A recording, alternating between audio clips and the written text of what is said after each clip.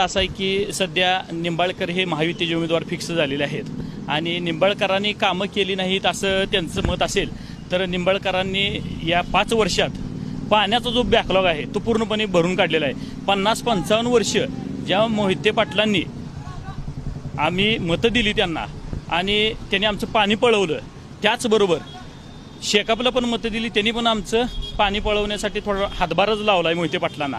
आणि त्याच मोहिते पाटलांना शरद पवारांनी परत उमेदवारी दिली आणि त्यांना मतदान करायला हे सांगतात। माझं तर असं मत आहे की असल्या ढगाट्याच्या काळात सुद्धा चिमणीला पाणी प्यायला नाही आणि अशा परिस्थितीत सुद्धा निंबाळकरांनी या ठिकाणी पाणी सोडलेलं आहे।